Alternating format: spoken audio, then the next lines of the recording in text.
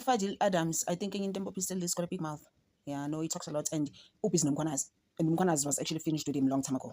He knows exactly what he's done. That is why Mkwanas was so calm about it. He was just like, it's important that you go to school. I was just like, get up, Marlogo Pats, I guess, you know? Because he was making so much noise, that guy at Parliament. And they were busy telling him, come down, bro. And he looked like he was high on the day. And they kept on telling him, come down. And the business came, his time came. He was just like, no, it's actually very important that you go to school so that and you know exactly how to articulate yourself. Because like me. Oh my gosh, like Fadil is actually involved in Sendisoma Kaka's unaliving.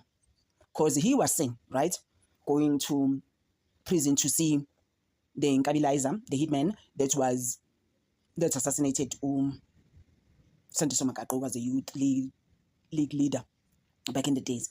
He was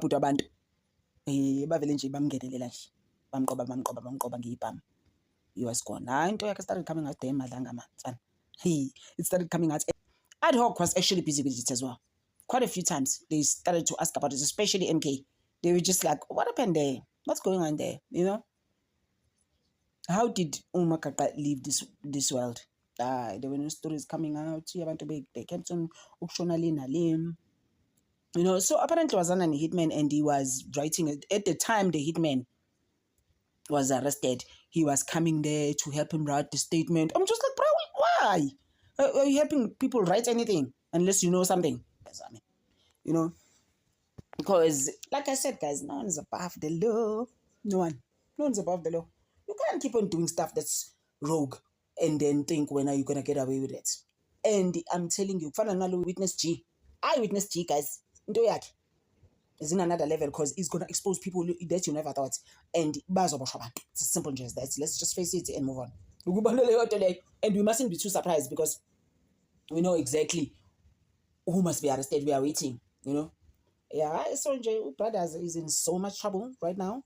Couldn't wait for that because they got lost sight. I mean, ladies, they're not supposed to be on the streets. They know this. These people have no respect for it. I don't think South Africa understands the trouble that you're in. You have policemen acting with impunity. These people have torn up the Constitution. Who's got the warrant? The PKTP. I don't know who the PKTP are. They walk with masks. I've seen these policemen walk in now and told me, I'm willing to come with you. I said, okay, cool. Just let me go put on socks and a jacket. They said, you're going to run away? I said, no, sir, I won't run. I haven't been running since day one. I've not been running. But they don't belong here. But they don't care. Cape Town High Court, my lawyers will relay all of the relevant news to you guys.